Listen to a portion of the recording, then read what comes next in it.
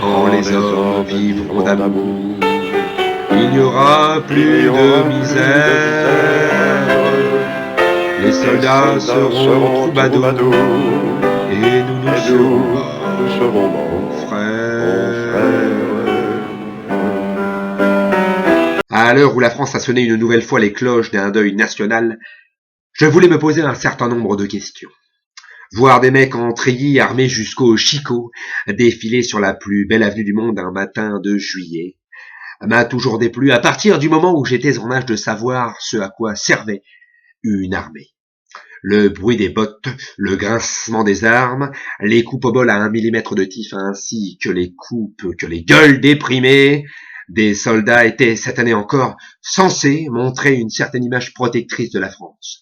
Cependant, quand je vois que le jour même plus de 80 personnes ne seront plus là pour voir ce spectacle l'année prochaine car personne n'a réussi à les protéger, je crois que j'ai des raisons de m'interroger sur la nécessité de ce bal costumé annuel, rendu bien évidemment visible par les plus grandes chaînes de télévision françaises. La question qui a plané sur cette France endeuillée le lendemain de ce terrible périple était qui était ce chauffeur et pourquoi a-t-il fait ça? J'ai d'abord pensé à un mec qui, comme beaucoup, en ce moment, faisait la chasse aux Pokémon.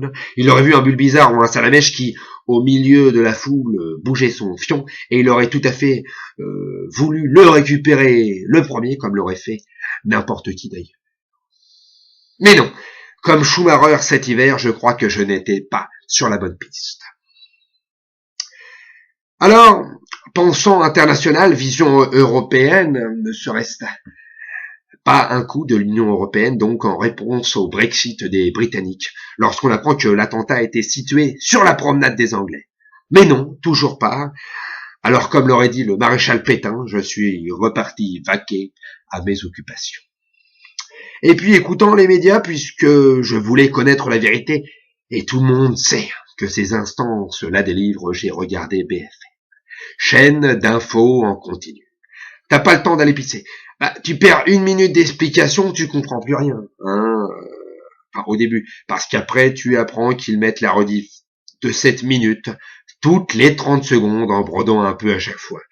À la fin, tu apprends que le terroriste avait mangé à 8h30 du matin des salsifis à la place de ses chocs à pic dans un bol de lait légèrement chocolaté, par les BN qu'il avait pu tremper auparavant. Des BN qu'il avait donc été achetés au Monoprix en bas de chez lui, rue des Martyrs. Il avait l'habitude de faire ses courses dès l'ouverture de ce Monoprix. Des BN qui était donc en promotion, puisqu'il faut rappeler en ce moment qu'à Monoprix, 4 paquets achetés est égal à 1 paquet gratuit, ce qui en ces temps de crise n'est quand même pas négligeable, il faut le dire. Et puis, peu de temps après, il s'est avéré que Daesh avait revendiqué cet attentat, comme celui de Charlie, du Bataclan, d'Orlando, et une tonne d'autres, comme dans de nombreux pays d'Afrique. Mais bon, vu que cela ne concerne ni la France, ni l'empire colonial américain, tout le monde s'en bat les couilles. Et une fois que Daesh a donc revendiqué, une haine devenue malheureusement habituelle contre les musulmans a ressurgi notamment sur les réseaux sociaux et dans la gueule de certains ou certaines politiques dont la capacité intellectuelle n'a d'égal que le test de vision d'un certain Gilbert Montagnier. Et puis, il est facile d'ailleurs de dire que le conducteur n'était autre qu'un musulman. J'ai demandé à une personne qui pensait cela, je lui dis « Pourquoi tu penses que c'est forcément un musulman ?» Et elle m'a répondu « je sais pas, à la télé, ils ont dit qu'apparemment les roues étaient voilées. » Alors ça laisse penser l'origine du conducteur. J'ai pas cherché plus loin, je lui ai souhaité une période de chômage de 15 ans avec une gamine anorexique. Et terminé, bonsoir, ciao l'artiste, comme on dit dans le métier du show business. Je ne suis pas de ceux qui s'empêcheront de sortir par peur d'une roquette ou toute autre salade niçoise ou autre d'ailleurs. On a tous perdu quelqu'un ou quelque chose dans ces attentats, un proche, l'ami d'un ami ou une certaine idée de la vie, mais le plus important ne serait-il pas de savoir ce qu'ils nous ont fait gagner? à savoir une forme de rapprochement, de fraternité, de respect de l'autre que certains hommes politiques avaient pu nous faire oublier lors de certains mandats. C'est dans ce message de paix, en hommage aux victimes des attentats et à leurs familles, que je dis qu'il faut, en guise de vengeance à ces merdes, continuer malgré tout d'aimer la vie, continuer d'espérer et de se battre mentalement pour nos marmots, car ce refrain ne cessera de couler.